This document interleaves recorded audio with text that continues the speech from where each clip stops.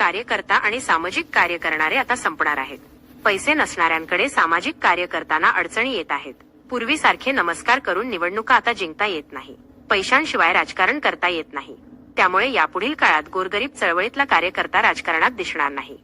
श्रीमंताची घराणेशाही असणाऱ्यांची मुले आता यापुढील काळात राजकारणात दिसतील, असे मत माजी आमदार रवींद्र धंगेकर यांनी व्यक्त केले.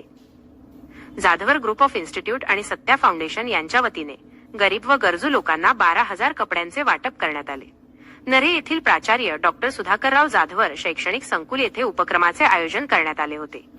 यावेळी महाराष्ट्र नवनिर्माण सेना शहराध्यक्ष साईनाथ बाबर, विद्यार्थी सेना शहराध्यक्ष महेश भोईबार, जाधवर ग्रुप ऑफ इन्स्टिट्यूटचे संस्थापक अध्यक्ष प्राचार्य डॉक्टर सुधाकर जाधवर, उपाध्यक्ष शार्दूल जाधवर, खजिनदार सुरेखा जाधवर, सत्या फाउंडेशनच्या अध्यक्ष गीतांजली जाधव आदी उपस्थित होते.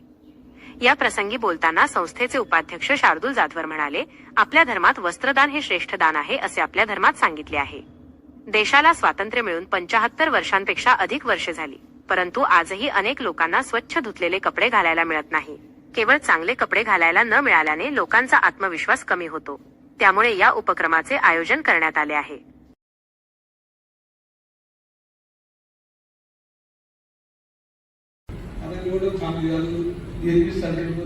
अशी परिस्थिती आहे. तेव्हा आता सामाजिक कार्यकर्ता ही जमा, गोरगरीब कार्यकर्ता हा राजकारणात दिसणार नाही सर. याच्यामध्ये दिसणारे श्रीमंतांची मुलं परत येतात, घरवेश आहे आणि त्यांच्या हाताने पक्ष. सर्वसामान्य कार्यकर्ता राजकारणात आता मला दिसणार नाही. आणि ही खरी तुम्ही बसलीच नाही सगळी मंडळी, तुम्ही शिक्षक आहात. हे का सांगायचं की ह्याच्या पुढे जर आपल्या शेजारी एखाद्या आजारी पडलं ना तर त्याला उचलायला कोण जाणार. कारण ही लोकांच्या चूक आहे. लोकांनी जर असंच जर पैसे घेणार असतील तर मग कार्यकर्त्यांनी पैसे आणणार नाही आणि मग चळवळीतला कार्यकर्ता तुम्हाला सापडणार नाही. सर आता तुम्ही तर आयुष्य लोकांचे चेहरे वाचतात. आमचाही चेहरा तुम्ही पूर्वीच वाचलेला आहे. कारण सामाजिक माझे संबंध गेले 30 वर्षापेक्षा जास्त. मी कार्यकर्ता होतो त्यावेळेला. सर भेटले की मला कधी कधी थांबणार. मी हा मला का बघून थांबलं एवढा मी जॅकेट आज घातलं त्यांच्याकडून. जॅकेट मी घालणार सर घालून आला मी घालणार. तुम्ही ना माणूस काय घालतो, तुम्ही ना इतिहासकार असेल, शाहीर असेल. तर नंतर मी जसं जवळ गेलो सरांच्या तर मग मला संसार करायचा समाज. आणि मग समाजचा अनेक आपण बघतो. मग हा नेता तो नेता सगळे नेते वाचत. म्हणून आज हा कार्यक्रम घेत असताना मी आपल्या शिक्षण संस्थेमध्ये कार्यरत असलेल्या त्या सर्व 25,000 विद्यार्थ्यांचे, सर्व 1,500 शिक्षकांचे, सर्वच्या सर्व त्यांच्या प्रमुखांचे मनापासून आभार आणि अभिनंदन व्यक्त करतो की या सगळ्या कार्यक्रमाच्या माध्यमातून आपण आपले असलेले संस्कार, आपण आपल्याकडे असलेले डिव्होशन, डेडिकेशन, गरजूवंत लोकांसाठी तुमची असलेली कमिटमेंट ही तुम्ही त्या ठिकाणी दाखवली. आणि एवढे सगळे कपडे हे आपण गोळा करून आज जवळपास 3 टेम्पो मागच्या 7 ते 5 दिवसामध्ये आपण विविध ठिकाणी रवाना केले. आणि आज प्रातिनिधिक स्वरूपामध्ये एका टेम्पोचं आपण आज या ठिकाणी उद्घाटन त्याच्यामध्ये केलं. मॅडमच्या हातामध्ये आपण ते सगळे प्रातिनिधिक स्वरूपामध्ये तिन्ही माध्यमांच्या हस्ते आपण त्यांना ते कपडे ते त्या ठिकाणी त्याच्यामध्ये देणार. आणि म्हणून जाधव ग्रुप ऑफ इन्स्टिट्यूट नेहमीच आपल्या संस्थेचं जे ब्रीद वाक्य आहे की बल, बुद्धी आणि सद्विचारासाठी शिक्षण. Education for strength, intellect and wisdom. आपले विद्यार्थी नुसतेच बलवान आणि बलशाली नाही तर ते बुद्धिमान झाले पाहिजे. आणि नुसतेच बुद्धिमान नाही तर ते सद्विचारी सुद्धा असणं गरजेचं आहे. आणि समाजाची ज्ञान, समाजाची जाण या सगळ्या लोकांना असणं गरजेचं आहे. की विविध कार्यक्रमांच्या माध्यमातून, या चित्रफितींच्या माध्यमातून आपण सगळ्यांनी या सगळ्या गोष्टी त्याच्यामध्ये पाहिल्या.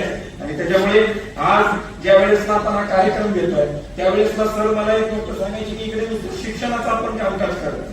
आज आपल्याकडे आपण 1 सप्टेंबर पासून 100 बेडचं हॉस्पिटल इथून 2 मिनिटाच्या अंतरावरती आपण चालू केलं. त्या ठिकाणी सुद्धा आपण गरीब गरजूवंत लोकांना, विद्यार्थ्यांना, पालकांना, शिक्षकांना आपण ओपीडी मध्ये 50% कन्सेशन आणि आयपीडी मध्ये म्हणजे तुम्ही इथं ऍडमिट झाले, ऑपरेशन झालं तर 30% कन्सेशन हे देखील आपण सगळ्या लोकांना त्याच्यामध्ये देतोय. जाधवर ग्रुप ऑफ इन्स्टिट्यूट व सत्या फाउंडेशन यांच्या माध्यमातून आज या ठिकाणी 12,000 गोरगरीब लोकांना कपडे वाटपाचा कार्यक्रम या ठिकाणी उपस्थित.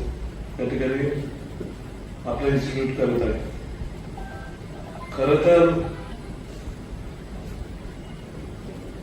साधारण शुभेच्छा कशा द्यायच्या हा खूप मोठा प्रश्न आहे की आज पण आपल्या देशाची महाराष्ट्राची परिस्थिती ही कपड्यामधून सुरुवात होती. स्वातंत्र्य काळ उलटून जवळपास 80 वर्ष होत आहे आणि आज पण आपण लाईट, पाणी, ड्रेनेज, अन्न, कपडे याच्यावरच भांडत आहोत आणि यासाठीच आपण आज प्रत्येक जण जात आहोत. सर, मी या ठिकाणी तुम्हाला अशा शुभेच्छा देईन की भविष्य काळामध्ये हा कार्यक्रम बंद झाला पाहिजे, पण जेणेकरून या देशामध्ये, या महाराष्ट्रामध्ये कोणी गरीब राहिले पाहिजे जे बिना कपड्याचे, बिना अन्न धान्याचे, बिना त्यांना कुठल्या दवाखान्याचे सुविधा मिळत आहे असा कुठलाही नागरिक राहिला नाही. त्या दिवशी आपल्याला खरं अर्थाने स्वातंत्र्य मिळालं असं होईल. जाधवर ग्रुपच्या माध्यमातून आपण मागच्या वेळी 10,000 कपड्यांचं वाटप केलं होतं, यावेळी 12,000. हे जे कपडे आहेत हे कपडे आपण विविध संस्था असतात, जे वृद्धाश्रम आहेत, अनाथाश्रम आहेत, शिवदर्शने, पर्वती दर्शने अशा सारख्या भागांमध्ये देतो. तसेच अहमदनगर म्हणून एक मार्केट यार्ड आहे, तिथे हे वाटप होतं.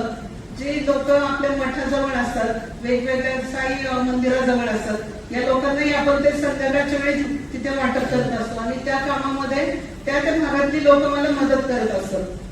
हे सर्व काम करताना असं एक लक्षात आलं की जाधवर ग्रुपचं फक्त एवढंच काम नाही. आताच मला लक्षात आलं की जे आपले सैनिक असतात, अग्निशमन दलाचे जी लोक असतात किंवा पत्रकार, पोलीस यांच्या मुलांना 50% फी मध्ये सवलत देतात ते, जेणेकरून त्या लोकांनाही हातभार लागावा असं त्यांचं काम आहे. आणि वेगवेगळे आरोग्य शिबिर असतील, युवा संसद खात्यांचा एक प्रामुख्याने राजकीय विषयावर जो कार्यक्रम असतो की समाजकारण आणि राजकारण याचं सांगाडा कसं घालावा अशा पद्धतीचं त्यांचा जो युवा संसद म्हणून जो कार्यक्रम असतो तो एक खूप उल्लेखनीय असा आहे.